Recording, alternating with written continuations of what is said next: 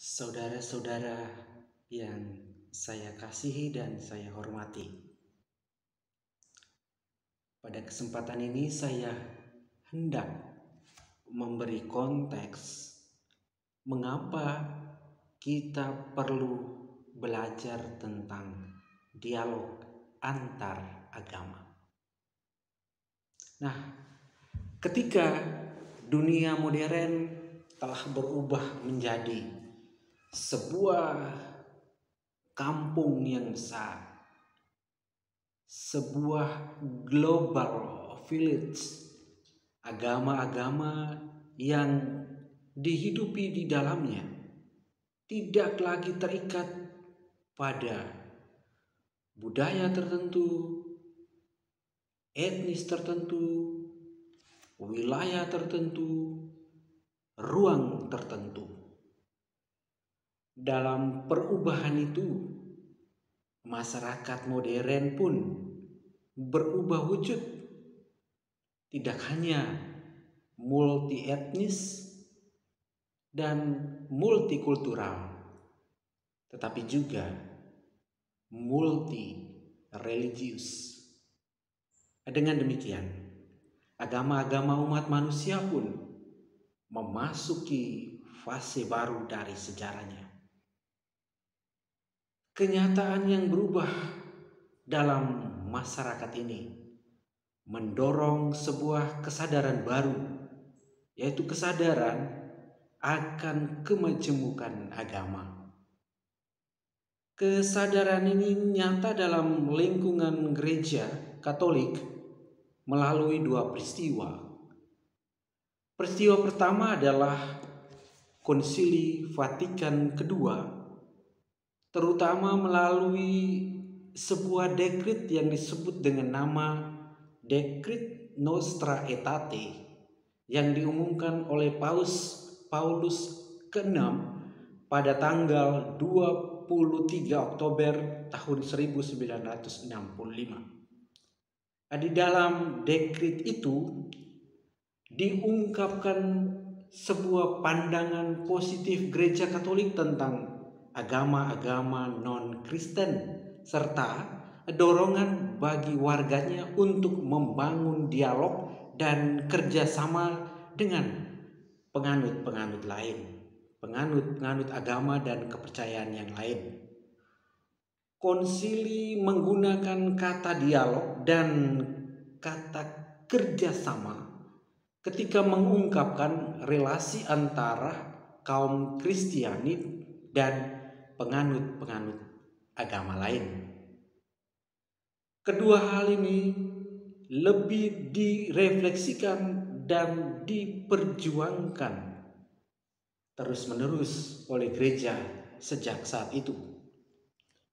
Peristiwa kedua adalah doa untuk perdamaian di Asisi, doa untuk perdamaian dunia yang digelar di kota Asisi pada tanggal 27 Oktober tahun 1986 yang dilaksanakan oleh wakil-wakil dari berbagai agama atas undangan mendiang Paus Yohanes Paulus II. Untuk pertama kalinya dalam sejarah, wakil-wakil dari berbagai agama berhimpun untuk berdoa bagi keadilan dan perdamaian dunia. Para wakil dari berbagai agama di dunia secara terpisah mengadakan doa menurut agama masing-masing di tempat-tempat terbuka dan boleh disaksikan oleh banyak orang. Pada sore hari, semua berhimpun. Mereka semua yang hadir mewakili agama-agama itu berhimpun, berkumpul, dan para wakil dari agama-agama besar dunia membawakan doa secara bergantian menurut agama-agama mereka masing-masing. Dalam perkembangan selanjutnya, pada peringatan 25 tahun peristiwa doa antar iman tersebut, tepatnya pada tanggal 27 Oktober tahun 2011, Paus Benediktus ke-16 mengundang sekali lagi 300 lebih peserta dari berbagai gereja dan agama untuk bertemu kembali di kota Assisi. Paus Benediktus ke-16 memodifikasi bentuk pertemuan antar iman tersebut, dan kali ini doa menurut berbagai agama tidak diadakan di tempat terbuka yang disaksikan oleh banyak orang, tetapi lebih tertutup di kapela-kapela dan biara-biara Katolik. Pada akhirnya semua berhimpun bersama di sebuah tempat untuk merayakan sebuah momen yang disebut silent prayer. Silent prayer. Berdoa dalam kesunyian. Doa secara bergantian dari para wakil agama-agama besar dunia seperti yang 25 tahun yang lalu itu ditiadakan. Pada pagi hari sebelum dilaksanakan doa menurut agama masing-masing, diadakan pertemuan umum dengan isi itu penyampaian pesan-pesan perdamaian dan keadilan dari 11 orang pembicara, yaitu wakil-wakil dari gereja-gereja non-Katolik dan agama-agama lain. Kala itu Paus Benediktus ke-16 sendiri berbicara 2 kali pada pagi hari, yaitu dalam kesempatan yang sama dengan wakil-wakil dari agama-agama lain, dan pada sore hari sebelum kegiatan berakhir. Saudara-saudara sekalian, 2 peristiwa itu, yakni Konsili Vatikan II dan doa bersama di Assisi, dipandang sebagai langkah-langkah penting yang menandai era baru sikap gereja Katolik atas agama-agama lain. Keduanya memiliki makna tersendiri yang saling melengkapi. Bila Decrit Nostra Aetate menyatakan suatu pembaruan mendalam mengenai hidup dan pemahaman diri gereja dalam relasinya dengan agama-agama lain, maka peristiwa Assisi itu secara simbolis menunjukkan buah dari pembaharuan yang digagaskan dalam Konsili Vatikan II tersebut.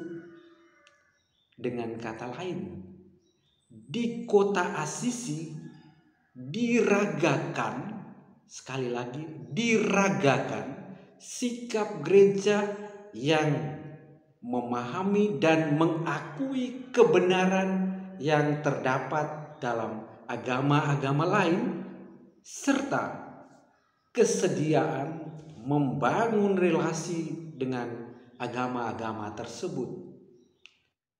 Dengan demikian, menjadi nyata bahwa telah diakhiri pandangan bahwa di luar gereja itu tidak ada keselamatan yang telah berabad-abad menginspirir seluruh konsep, pandangan, dan sikap gereja terhadap agama-agama lain.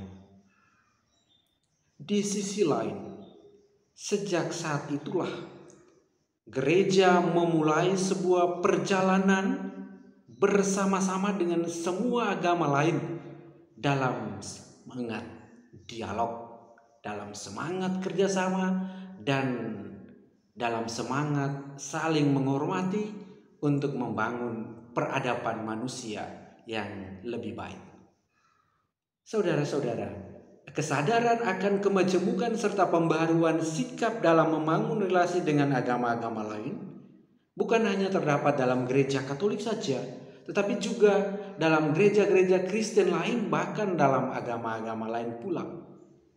Baik gereja Katolik maupun gereja-gereja Kristen lainnya telah tiba pada titik balik dalam memahami agama-agama non-Kristen. Di masa globalisasi ini, disadari bersama bahwa semua gereja tidak mungkin lagi hidup dalam suasana tidak saling mengenal satu sama lain, atau lebih buruk lagi, dalam suasana saling bermusuhan. Perjumpaan kekristenan dengan agama-agama non-Kristen dalam perspektif dialog dan kerjasama merupakan buah dari keterbukaan gereja-gereja Kristen seluruhnya dalam membaca tanda-tanda zaman serta kesediaan membiarkan diri dituntun oleh Roh Kudus. Dan ketika memasuki milenium ketiga persiaran gereja di dalam sejarah ini, keterbukaan seperti itu merupakan jawaban profetis atas persoalan mendesak yang muncul dari situasi baru masyarakat manusia yang tergabung hidup dalam dusun global ini. Perkuliahan yang diberi judul Dialog Antaragama bertujuan menyajikan pandangan gereja terhadap agama-agama lain sebagai sebuah sikap dasar dalam membangun dialog antaragama. Tekanan utama dalam kuliah ini adalah pandangan positif gereja atas agama-agama non-Kristen. Pandangan positif itu secara umum dapat diringkaskan dalam 5 hal pokok berikut ini. Pertama, pengakuan akan nilai-nilai religius dan spiritual dalam agama-agama lain seperti iman akan Allah Pencipta, berhadapan dengan Allah yang transenden. Para penganut agama-agama mengembangkan berbagai spiritualitas seperti cara-cara berdoa dan beribadat yang mengagumkan. Gereja Katolik menurut dokumen Nostra Aetate tidak menolak apapun yang ada di dalam agama-agama itu sebagai yang serba benar dan suci. Kedua, adanya pengakuan akan nilai-nilai moral dalam ajaran agama-agama non-Kristen. Iman akan Allah Pencipta yang transenden mendorong manusia untuk mengembangkan cara hidup dan tingkah laku yang baik. Dalam hal ajaran moral ini terdapat hal-hal substansial yang berlaku secara universal dan ditemukan dalam setiap agama. Seorang tokoh bernama Hans Kung melihat bahwa yang humanum, yang manusiawi, sebagai hal yang diperjuangkan oleh setiap agama. Menurutnya, kemanusiaan itu sekaligus merupakan esensi dan tugas setiap manusia. Ketiga, pengakuan akan keselamatan para penganut agama-agama non-Kristen. Tentang hal ini terdapat sejumlah pemahaman yang berbeda-beda. Ada yang melihat keselamatan penganut agama-agama non-Kristen itu sebagai hasil karya penyelamatan Kristus yang terlaksanakan secara rahasia dalam agama-agama tersebut. Untuk itu, agama-agama non-Kristen perlu terbuka untuk menemukan kepenuhan atau eksplisitasi karya penyelamatan Kristus itu di dalam revelasi Kristen. Di sisi lain, ada pula yang berpendapat bahwa para penganut agama-agama non-Kristen mengalami karya penyelamatan Allah yang mereka imani dan tidak harus karya penyelamatan Kristus. Dengan demikian, agama-agama sesungguhnya merupakan jalan-jalan keselamatan yang otentik dan tidak harus menemukan kepenuhannya dalam revelasi Kristen. Nah, inilah posisi penting yang perlu disadari oleh gereja yang sudah digagaskan dalam Nostra Aetate. Keempat, adanya pengakuan akan sumbangan positif agama-agama non-Kristen bagi terciptanya kehidupan bersama umat manusia yang lebih baik dan lebih beradab. Intinya, setiap agama dengan cara yang khas menuntun penganutnya untuk mewujudkan kebaikan bersama seperti perdamaian bangsa-bangsa dan kesejahteraan umat manusia. Poin yang kelima, adanya pengakuan akan sumbangan positif agama-agama lain bagi kekristenan. Sumbangan positif dari agama-agama lain bagi kekristenan. Nah, melalui dialog dan kerjasama antara kekristenan dengan agama-agama lain, kedua pihak saling memberi dan menerima atau saling memperkaya satu sama lain. Di titik ini, kekristenan tidak hanya menawarkan hal-hal yang baik yang dimilikinya, melainkan terbuka pula menerima hal-hal baik dari agama-agama lain. Pengakuan akan nilai-nilai positif dalam agama-agama non-Kristen ini mendorong kaum Kristiani untuk mengembangkan dialog dan kerjasama dengan penganut agama lain. Gereja Katolik sendiri dalam sebuah dokumen yang diberi judul Dialog and Mission, juga dalam sebuah dokumen yang diberi judul Dialog and Proclamation, menganjurkan 4 bentuk dialog, yaitu dialog hidup, dialog karya, dialog teologis, dan dialog pengalaman spiritual. Saudara-saudaraku, melalui kuliah ini kita akan berusaha untuk memahami pandangan Kristen sambil terbuka terhadap pandangan-pandangan lain tentang agama-agama non-Kristen dan tentang dialog antar agama. Bagi kaum Kristiani, bagi kita, pemahaman akan posisi gereja dan pendapat mayoritas para pemikir Kristen tentang agama-agama lain dapat menjadi dorongan untuk membangun sikap personal yang terbuka dalam dialog dan kerjasama dengan penganut agama lain.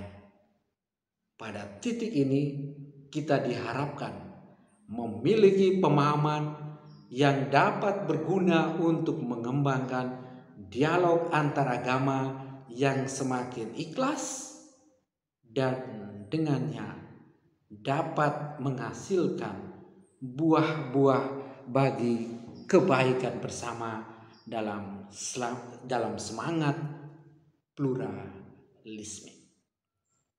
Salam, semoga bermanfaat.